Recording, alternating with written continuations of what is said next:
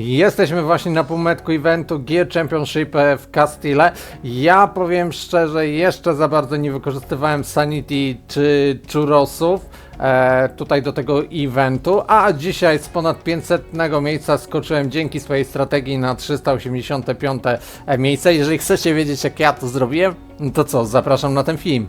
Jeżeli chodzi o sami event, to tutaj macie, jak klikniecie, bardzo ważne jest przyznawanie punktów. No i musicie zauważyć, że tak najlepiej to by było dropić same legendarki, natomiast widzę, że te dungeony już zostały lekko znerfowane i tak łatwo te legendarki nam nie dropią, więc kolejnym rarity, na którym powinniście się skupić, jest właśnie Epic. Czy to będzie 1 star, czy 2 star, czy 3 star, więc najlepiej po prostu robić te dungeony, w których właśnie będziecie mieli, może niekoniecznie z przewagą, ale dużo więcej epików i od czasu do czasu jest jakaś szansa, że tam wam wpadnie jakaś legendarka. No i w tym wypadku jak to wykonywać, to już pokażę wam na samych dungeonach. Jeżeli chodzi u mnie, to na ten moment przeszedłem już dungeon 8, natomiast no, nie mogę tutaj przejść kampanii głównej 15-19 i nie sądzę, że uda mi się to przez weekend. Jakoś tych bohaterów chyba aż tak mocno nie zboostuje. Natomiast ja robię dungeon 7. Dlaczego dungeon 7? No bo tutaj jest pokazane, że jakaś legendarka może wyskoczyć. Wcześniej dużo mocniej sypało tymi legendarkami, więc już mam trochę dla tutaj mojego teamu uzbieranych tych legendarek. Natomiast teraz dostrzegam, że no bardzo słabo, a nawet można powiedzieć, że sporadycznie. Ale tutaj dużo częściej wypada mi właśnie 2 stary, jeżeli chodzi o Epic. I bardziej mi się opłaca niż robienie tutaj dungeonów na poziomie, gdzie będę miał tylko rar i commony. I od czasu do czasu powiedzmy jakieś pomniejsze tutaj z drugiego stara. Tutaj raz powiedzmy na 3 do 5 wejść na dungeony trafia mi się, jeżeli chodzi tutaj legendarka, więc to już robi robotę. Natomiast dla osób słabszych polecam, to jest dungeon numer 3. Tutaj też są jakieś szanse na to, że wyskoczą wam te legendarki. Na pewno będą się pojawiały epiki, więc trzeba, w mojej opinii, trzeba sobie po prostu przeliczyć albo w zależności od tego, na którym jesteście dungeonie, to po prostu przeliczyć, ile wam wyskakuje tak średnio o określonej rarity, żeby to bez sensu nie przepalać. No i bardzo ważna rzecz, którą wam pokażę, dlaczego ja na przykład jeszcze mam w swoim bagu naprawdę dużo.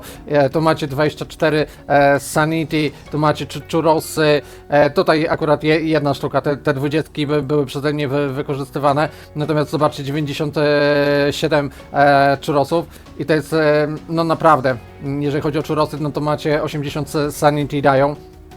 Więc ja tutaj dużo będę miał jeszcze do przepalenia, ale ja tego kompletnie nie wykorzystywałem. Już wam pokażę, gdzie ja tą energię sobie ładowałem. Właśnie tutaj.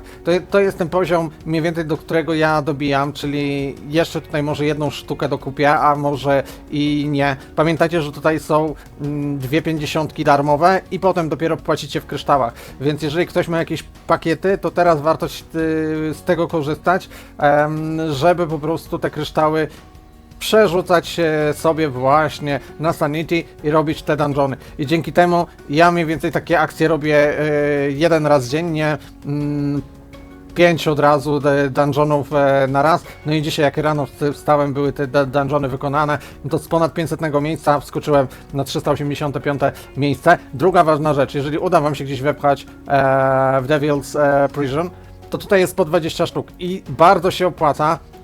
Mi się udało taki team. Trochę muszę się namęczyć, żeby tutaj to przejść, bo nie jest jeszcze idealnie. Natomiast bardzo się opłaca, no i te 20 sztuk warto wykorzystać na 5 akcji, bo tutaj też wypadają nam giry różnego rarity. Więc uważam, że w taki sposób bardzo fajnie można połączyć. I już teraz porozmawiamy o rzeczach takich bardziej płatnych, to już od was zależy, czy Champions Fund będziecie korzystać. Ja uważam, że pod tym względem średnio to wygląda, jeżeli chodzi o Sanity, jeżeli chodzi o też Mitry. No dobra, może Mitry jeszcze by się przydał, bo dzięki temu możecie wskoczyć i na przykład jakiegoś epika wykonać.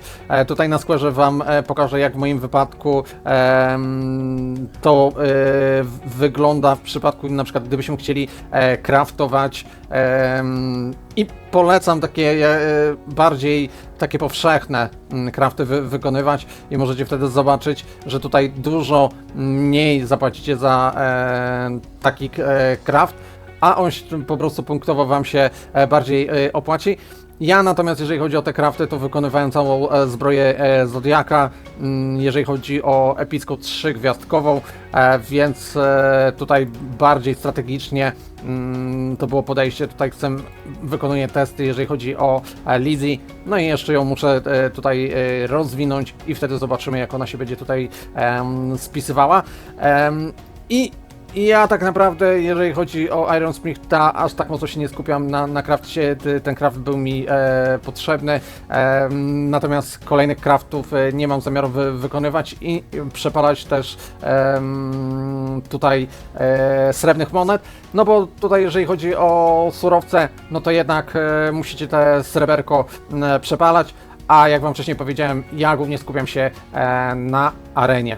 No i tradycyjnie, jeżeli chcecie tutaj trochę mocniej podziałać, ja od razu przestrzegam tych wszystkich, którzy myślą, że token będzie warty dolar czy 10 centów, bo jeżeli listing będzie w tym okresie, kiedy mamy tutaj powiedzmy okres już bardziej ludzie myślą o wypoczynku, to niekoniecznie musi się to fajnie zlistować i spójrzcie jak to wyglądało, jeżeli chodzi o Immortal Rising, więc swoje pieniądze wydawajcie z rozwagą. Natomiast ja lubię tą grę, więc tutaj kupuję te wszelkie pakiety.